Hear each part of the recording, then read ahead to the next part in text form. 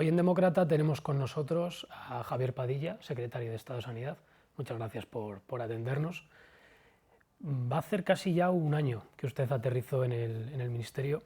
Entonces, antes de entrar a profundizar en lo legislativo, en lo regulatorio, le quiero pedir un balance de estos primeros meses, qué pasos se ha dado y, sobre todo, a qué han destinado sus primeros esfuerzos estos primeros meses, como le digo. Bueno, pues nada, muchas gracias. Antes de nada, cuando nosotros llegamos aquí, una de las cosas que teníamos muy claras es que queríamos que empezaran a pasar cosas desde muy pronto. Y para ello, una de las cosas necesarias era dar continuidad a algunas de las reformas que se habían empezado a llevar a cabo en la legislatura anterior, pero que no se habían podido llegar a culminar por el adelanto electoral. Así que por eso, por ejemplo, durante este año se han aprobado en el Consejo de Ministros tres anteproyectos de ley: el de la Agencia Estatal de Salud Pública, el de Universalidad y el de Equidad y Cohesión, que venían de antes, aunque sí que alguno tuvo algún retoque o algún cambio en la conformación.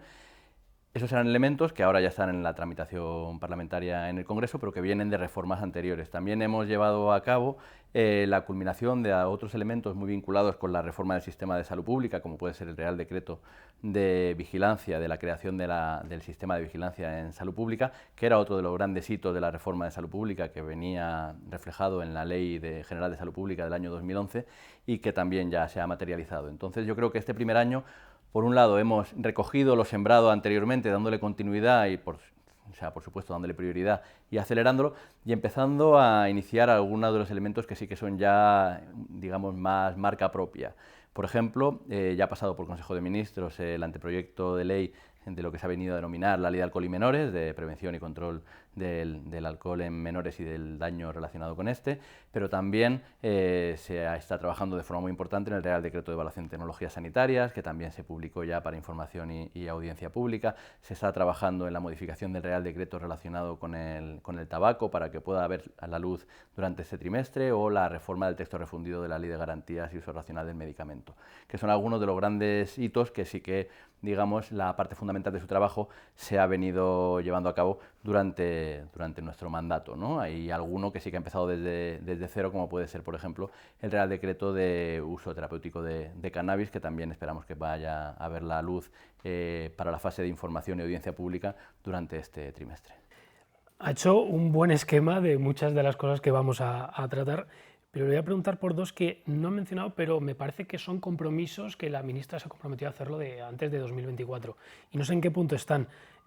Gafas, salud bucodental, y no sé si también se pretende los implantes cocleares o audífonos.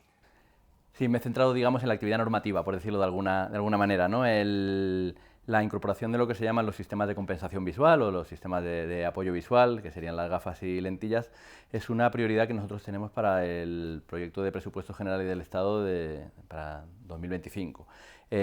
Además, creo que es una propuesta que hemos ido trabajando de una forma bastante solvente con los diferentes colectivos implicados, ópticos optometristas. Tuve una reunión con la Sociedad Española de Oftalmología y ya nos hemos combinado a ya no tener reuniones bilaterales, sino a ya poner a todo el mundo en la misma mesa para poder aterrizar en concreto la propuesta de cómo operativizarlo una vez tengamos la partida presupuestaria para llevarla a cabo. Pero sí, eso es una de las prioridades, digamos, para el próximo ejercicio presupuestario, que en el caso de que se prorrogara, veríamos de qué manera podemos hacer una modificación presupuestaria para darle salida, porque es un elemento que estaba en el acuerdo de gobierno y en los términos en los que estaba recogido en el acuerdo de gobierno esperamos poderlo llevar a cabo. Lo relacionado con las prótesis auditivas, lo que siempre hemos dicho es que, en realidad, la incorporación de estas prestaciones, tanto soportes de ayuda visual como lo relacionado con prótesis auditivas, en realidad supone un cierto grado de innovación en cómo se incorporan prestaciones para la población, porque son prestaciones con algunas singularidades, y entonces hemos creído conveniente centrarnos primero en lo relacionado con gafas y lentillas, para que, si posteriormente vemos que es efectivo, poder incorporar el otro elemento. Hecho este primer balance, y lo ha mencionado muy bien anteriormente, hay una serie de leyes que se han heredado. Bueno, atinamos a llamarla, ¿no?, la ley Darias, que esta administración lo que ha hecho ha sido trocearla en tres. En primer lugar, ¿por qué se ha troceado en tres esta ley? Está la ley antiprivatizaciones, la ley de cohesión y equidad, ¿Por qué y la de universalidad, ¿por qué se ha troceado en tres? Si hay alguna de ellas que genera algún tipo de riesgo, no sé si hay consenso con los grupos, o simplemente para ser mucho más específicos en cada una de ellas. Como decía al principio, una cosa que nosotros teníamos clara era que queríamos que pasaran cosas, queríamos que se llevaran a cabo reformas que eran necesarias, pero sobre todo que no hubiera unos elementos que lastraran a otros elementos. Y eso era una cosa que sí que ocurría con la anterior ley, con la conformación que tenía en la legislatura anterior. Se puede decir que como estaba registrada en la legislatura anterior, como pasó por Consejo de Ministros, tenía tres elementos fundamentales. Un artículo 1 que estaba vinculado con, digamos, con elementos para revertir en cierto modo la privatización o poner más difícil la privatización de la gestión y de la provisión sanitaria, un segundo elemento muy vinculado con la universalidad y la recuperación de la universalidad, y un tercer elemento que podríamos decir una especie de pequeña ley ómnibus que cogía algunos, digamos, algunos cambios, principalmente la ley de cohesión, pero en alguna otra. Nosotros somos ambiciosos, pero no somos ilusos, y somos muy conscientes de que la prioridad política que necesita la ley de universalidad no concita el mismo consenso político que la ley relacionada con la privatización. Y además, nuestro nivel de consonancia con los textos redactados en la ley de universalidad y en la otra, que era la pequeña ómnibus que modificaba la ley de cohesión, era mucho mayor que con el texto existente con la ley relacionada con la privatización. Por eso decidimos que universalidad y cohesión tirábamos con ellos para adelante, independientemente de que queramos hacer algunos cambios en la de universalidad, y la de la privatización de la gestión la sacábamos, la empezábamos desde cero, pero con un redactado que, digamos, sí se adecuara más a nuestra voluntad, por decirlo de alguna manera, y con la idea de que vamos a intentar recabar los apoyos parlamentarios que sean precisos para todo ello, pero también sabiendo que en muchas ocasiones lo que hacemos es ir sembrando para futuro sin renunciar a aquellas cosas que forman parte de nuestro ADN político. Nosotros no nos vamos a ir de aquí sin haber redactado una ley de gestión pública del Sistema Nacional de Salud que sea sólida y que sea coherente con nuestra idea de poner veto al lucro por parte de las empresas privadas de nuestro sistema sanitario público. Y eso es lo que vamos a intentar con este desgajamiento de esa parte. ¿Tiene usted esperanzas de que las tres salgan a lo largo de esta legislatura, o cree que alguna, le pregunto en concreto por la ley antiprivatizaciones, ¿no? Si cree que genera algún tipo de fricción con algunos grupos o algunos partidos que pueden frenarla en el trámite parlamentario? Creo que si algo nos ha enseñado los últimos años de la política es que hacer predicciones a un año vista es cuanto menos aventurado, sea cual sea la predicción. Nosotros no trabajamos para tirar las cosas a la basura. Nosotros si trabajamos es porque verdaderamente creemos que son elementos que pueden salir adelante. Lo que habrá que ver es en qué marco de negociación nos movemos y si hay puntos de acuerdo.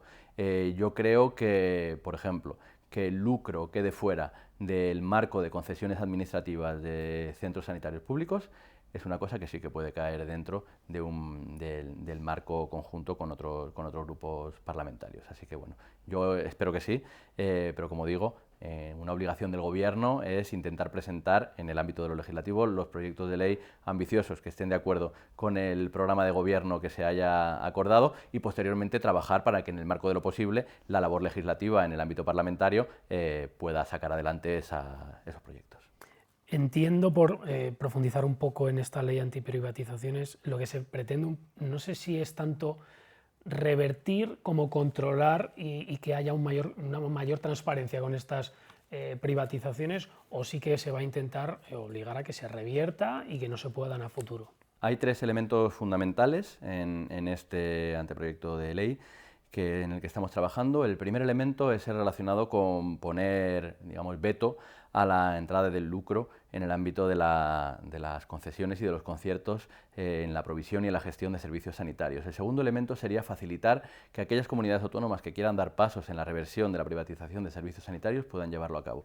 Cuando el Gobierno valenciano en la legislatura anterior tuvo la valentía de tratar de revertir la privatización de algunas de las áreas sanitarias que tenía privatizadas, uno de los problemas con los que se encontró fue con la falta de apoyo total y absoluta por la no existencia de no falta de apoyo político por parte del Gobierno central, que estaba en consonancia, sino por la falta de existencia de grupos de apoyo, de organismos de apoyo que pudieran facilitar eso. Entonces, muy probablemente avanzaremos en la conformación de algún tipo de organismo de apoyo jurídico para que se puedan facilitar esos elementos de reversión en aquellos lugares en los cuales las comunidades autónomas sean favorables a ello. Nosotros respetamos totalmente las competencias de las comunidades autónomas, pero de la misma manera que respetamos las competencias de las comunidades autónomas, hacemos total y absoluto ejercicio de las competencias que nos son propias.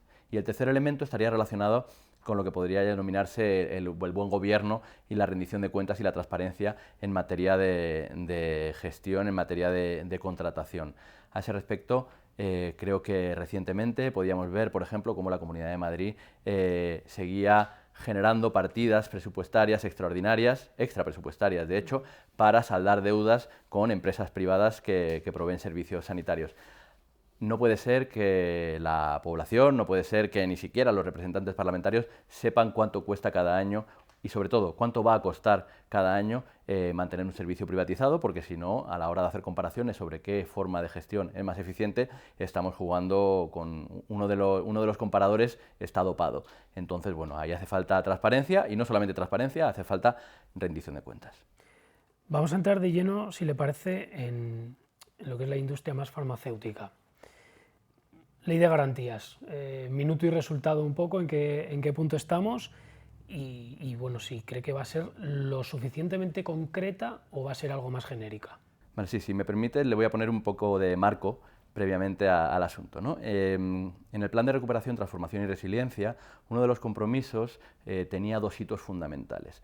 El primero de los hitos era el de la reforma del texto refundido de la Ley de Garantías del Medicamento, con dos ítems fundamentales, la modificación del sistema de precios de referencia y la reforma de la disposición adicional sexta, que para quien no lo sepa es una disposición adicional que lo que establece es que las empresas farmacéuticas en los medicamentos que venden a nivel ambulatorio, en función del volumen de ventas que vendan, tienen que revertir una parte en la sanidad, en el gobierno, que posteriormente lo distribuye para proyectos de investigación o para otro tipo de acciones. Y el otro ítem era el que se denomina, que ya no era uno no legislativo, la estrategia de la industria farmacéutica.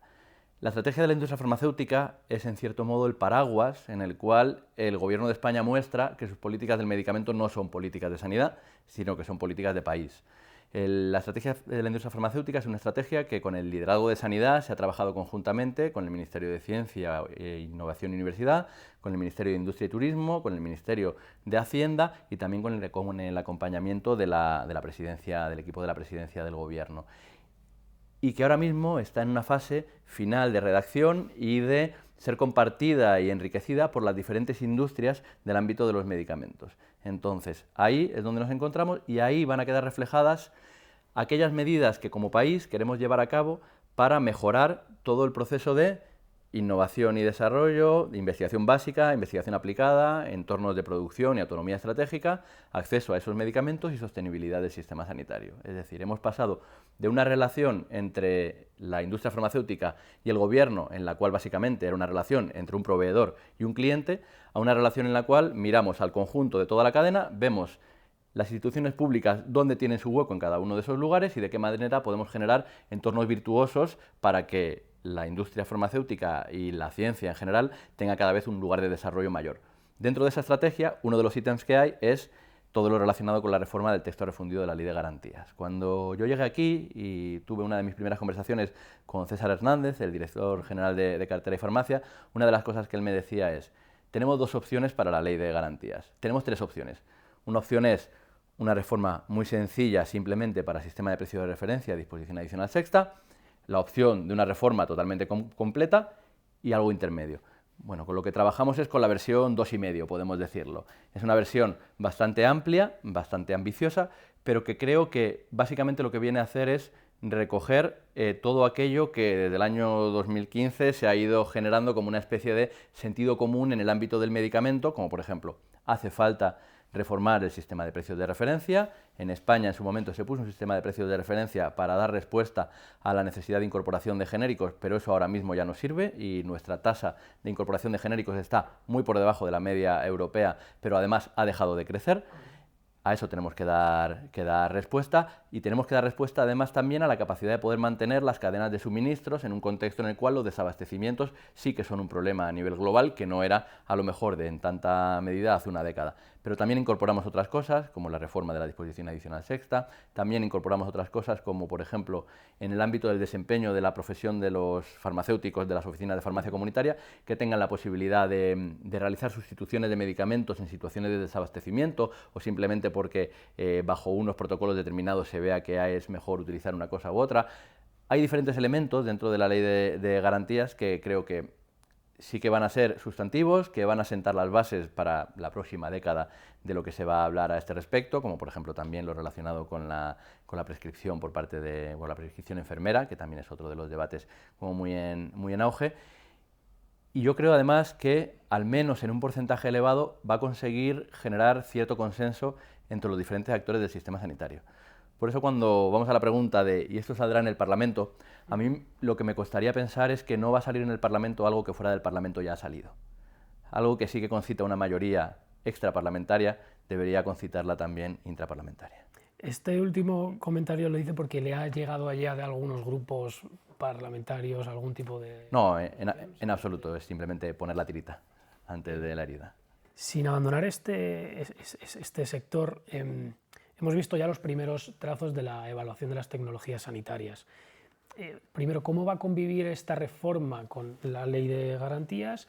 Y, en segundo lugar, si cree que esta nueva propuesta puede reformular el mapa de la industria farmacéutica.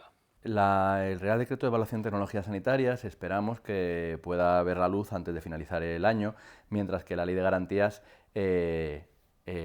su aprobación como proyecto de ley no llegará hasta posterior a eso, ¿no? Así que esto, digamos, estará antes, ¿no? Aunque sí que impactará en algunos elementos de la reforma del texto refundido de la Ley de Garantías. Yo creo que esto cumple una de las funciones, que también creo que es una de las funciones principales de nuestra labor en el Ministerio, que es cambiar el debate. Yo soy médico de familia, pero yo tengo formación en economía de la salud y del medicamento, en salud pública.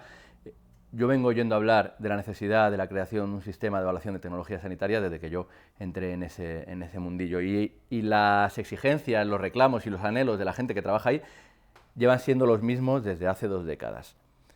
Creo que con esto una de las cosas que vamos a conseguir es cambiar esos anhelos, esas exigencias, esas reclamaciones, que podamos pasar pantalla y podamos empezar a ver cuáles son los siguientes pasos que vienen después. No sé si esto va a transformar la industria farmacéutica. Creo que en términos generales hay que desconfiar de quien piense que un Real Decreto va a transformar un sector productivo al completo. Lo que sí que creo es que va a ser un papel fundamental, va a tener un papel fundamental para hacer que las cosas que incorporamos dentro de nuestra cartera de servicios y los medicamentos que llegan a nuestros pacientes podamos garantizar que le aportan valor a la población, y podemos garantizar que todas las cosas que aportan valor a la población van a estar dentro de nuestra cartera de servicios. Y luego también me supone en cierto modo un cambio cultural, ¿no? El poder darle transparencia en cómo se toman las decisiones, poder dar de cara a los desarrolladores predictibilidad en cómo vas a evaluarles, y poder, digamos, avanzar hacia un modelo de gobierno en el cual las decisiones que tomas pueden ser más o menos esperables, porque con la información que tenemos más o menos todo el mundo tomaría las mismas decisiones, es un punto en el que ahora mismo no estamos y en el que es casi una obligación, digamos, casi moral estar. Y además vamos a ir acompasados con el Reglamento de Evaluación de Tecnologías Sanitarias aprobado a nivel europeo, que creo que eso también le va a dar una posibilidad de impulso mucho mayor. ¿Va a regular el Gobierno lo que es el procedimiento de financiación selectiva de productos sanitarios con arreglo al sistema nacional? Podemos decir que ahora mismo en el ámbito del medicamento hay 3 grandes proyectos digamos, normativos en juego. Uno es el Real Decreto de Evaluación de Tecnologías Sanitarias, otro es el texto refundido de la Ley de Garantías, y el tercero sería el Real Decreto de Precio y Financiación de Medicamentos. No tenemos el de productos sanitarios, pero en concreto en este de medicamentos es bastante esperado. Probablemente a finales de año estaremos sacando la consulta pública para comenzar su elaboración, y ahí es donde se van a acometer algunos de los elementos fundamentales, ¿no? El Real Decreto de Evaluación de Tecnologías, digamos que se encarga de las fases previas al momento de la decisión de la financiación. Este Real Decreto justamente abordará esa fase. Estos productos sanitarios, el último Real Decreto, ¿también entran ahí los que no van con receta? la financiación. Todo lo financiado necesita receta. Yo ahora mismo no sería capaz de pensar en algo que no esté se va a financiado y tocar que no el sistema necesite de receta. financiación. O sea, que Vale. digamos, a la financiación se accede por medio de la prescripción por parte de uno de los profesionales capacitados para ello. La ministra ha anunciado que se presentaría el contenido del Plan Estratégico Industria Farmacéutica este mes de septiembre. ¿Qué podemos esperar de ese plan? Bueno, la semana pasada estuve en el encuentro de la industria farmacéutica en Santander y justamente estuve hablando un poco de la estrategia de la industria farmacéutica. Hay algunos elementos en los que tampoco se puede entrar hasta que no se hagan públicos al detalle, pero lo que sí que está claro es que, por un lado, ya se está viendo de qué manera se pulen los últimos detalles para poder presentarlo hacia afuera. Pero lo fundamental que podemos esperar es un cambio en la conceptualización de las relaciones entre la industria y el gobierno. Primero, porque trascienden del Ministerio de Sanidad. Segundo, porque trascienden del concepto de acceso y sostenibilidad. Ya no es solamente un pacto entre el gobierno y la industria para que al llegar a un determinado nivel de techo de gasto no haya que volver a seguir incrementando ese gasto. Es mucho más amplio y porque creo verdaderamente que de todas las cosas muy probablemente que vayamos a llevar a cabo durante esta legislatura es la que de una forma más clara responde a esa frase que casi se convierte en un mantra de que España lo que necesita es transformar su modelo productivo.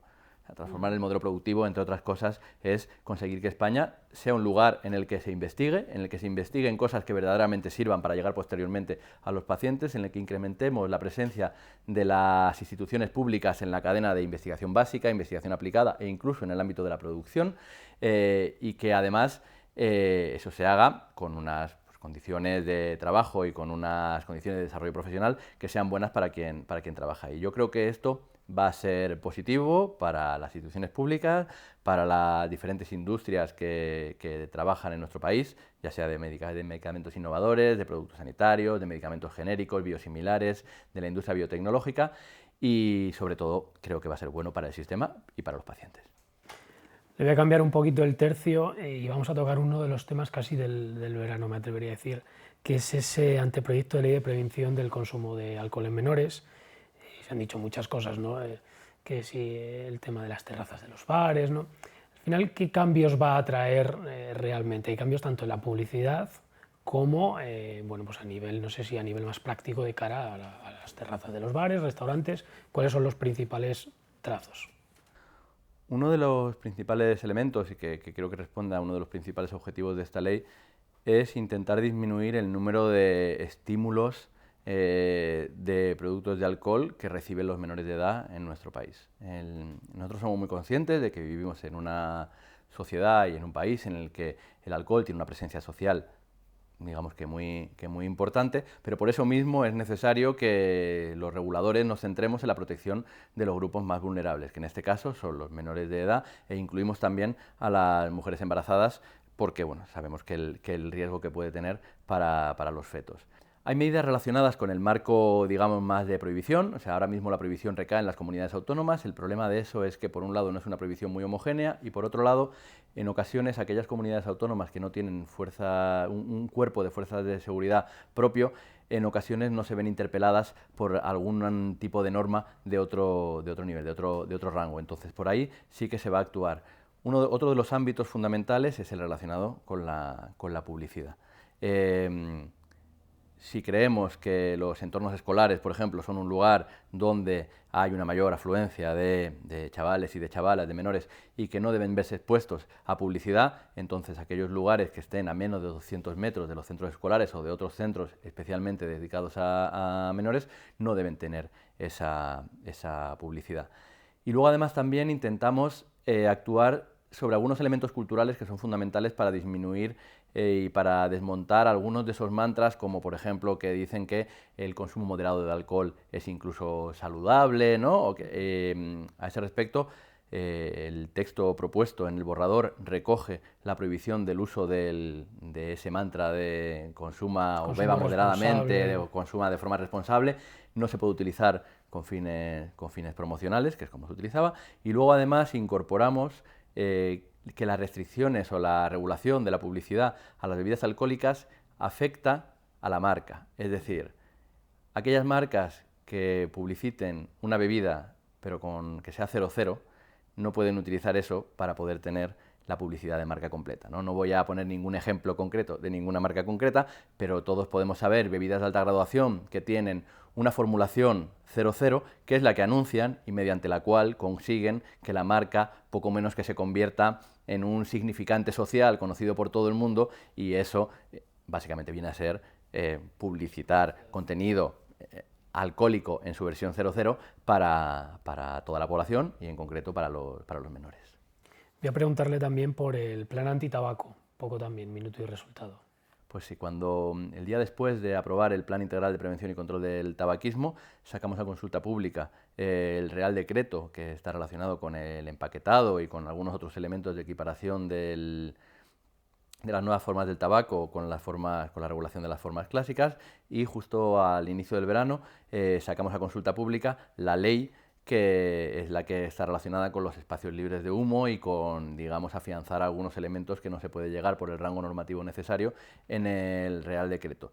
Tenemos expectativas de que el borrador del Real Decreto salga a lo largo de este trimestre, y en paralelo estamos trabajando con la ley. Lo que ocurre es que, digamos, que tenemos que tener muy claro qué es lo que va en el Real Decreto para que la ley cumpla ese principio de complementariedad. Así que digamos que del Real Decreto vamos a poder tener noticias y conocimiento público en la información y audiencia públicas en poco tiempo, afortunadamente. Es un elemento que para nosotros es prioritario y así lo va a ser. Vaya. Y ya por último, para concluir, le voy a preguntar por salud mental. No sé qué pasos se pretenden dar y sobre todo si se va a esperar a algún tipo de conclusión que se extraiga dentro de esta subcomisión que está trabajando ahora en el Congreso, si se va a esperar a ver qué pasos se dan, cómo se trabaja, cómo se desarrolla, también el sentir un poco el pulso de los grupos, o el Ministerio de Sanidad, dentro de su plan estratégico, tiene pensado lanzar otro tipo de regulación o legislación incluso. Por un lado, nosotros vamos a sacar el plan de salud mental, la actualización del plan de salud mental para los próximos años antes de que termine el año, y como se anunció el Día Internacional de Prevención del Suicidio, también por primera vez vamos a tener un plan de acción de prevención del suicidio, que además tendrá una dotación presupuestaria específica y diferenciada del plan de salud mental. Es un plan que el de suicidio se está trabajando de momento con expertos y que creo que se acaba de circular a las comunidades autónomas, mientras que el plan de salud mental tiene un comité técnico y un comité institucional que vienen de la época anterior y que se está trabajando conjuntamente con todos estos actores, digamos, ¿no? Además, en paralelo, las iniciativas que se están llevando a cabo a nivel parlamentario yo creo que cumplen como una función doble, ¿no? Por un lado, la de generar un consenso que trascienda los límites de lo puramente partidista, e intentar sentar esas bases de lo que podríamos llamar ese sentido común de época casi, que digamos que nos pone a todos de acuerdo, pero luego también, en cierto modo, las cosas que salgan de allí van a informar a los procesos de elaboración que se están llevando a cabo aquí. Además del plan de salud mental y del plan de suicidio, sí que quería comentar que la comisionada de salud mental, dentro de lo que es, digamos, sus líneas de trabajo, hay algunos elementos que a mí me parecen que son tan innovadores como, digamos, como valientes, ¿no? Hay en marcha un grupo de trabajo para la creación, o al menos para el avance, en la vigilancia de los trastornos de salud mental que tienen causa laboral. Venimos de una época en la que hemos ido tomando una conciencia cada vez mayor de que las condiciones laborales son un elemento estructural importante de generación de malestar psíquico, y por ello queremos que la legislación y la regulación en el ámbito de cómo atendemos a los procesos de enfermar de causa laboral también lo recoja. Entonces ahora mismo hay un grupo de trabajo interministerial e interprofesional con gente y expertos venidos de todos lugares que está trabajando ya. Además de eso, hay otro elemento en el cual se está empezando a trabajar, que es en una modificación legislativa que avance en el marco de derechos humanos, de respeto a los derechos humanos en los entornos especialmente sanitarios, relacionado con la voluntariedad en el ingreso, relacionado con la contención mecánica. Bueno, ese es un ámbito en el que creo que además es en cierto modo de justicia democrática ponerlo encima de la mesa. Ahora mismo estamos en un momento en el que todo el mundo habla de salud mental, pero antes de esto ya había mucha gente hablando de salud mental, que cuando todo el mundo empezó a hablar de salud mental, a esa gente dejó de escuchársele. Son aquellas personas con diagnóstico de trastorno mental grave, que son quienes más necesitan de los cuidados del conjunto de la sociedad y que vienen reclamando desde hace mucho tiempo que es necesario tomar acciones en el ámbito de la preservación de los derechos humanos en los entornos sanitarios, así que es necesario también que actuemos en esa vía. ¿Para cuándo podríamos esperar algún avance de este plan de trabajo? De lo relacionado con el ámbito laboral, no sabría decir fechas, la verdad, y sobre todo tampoco quiero comprometerlas teniendo en cuenta que quien lo está liderando es la comisionada, pero sí que hay al menos el marco conceptual en el que se están moviendo, creo que a lo largo del mes de octubre ya iba a estar finalizado para empezar a aterrizarlo ya en lo concreto, y el otro estaba ahora mismo en fase incipiente. Pues Javier Padilla, muchas gracias por atender a Demócrata. Muchas gracias, un placer.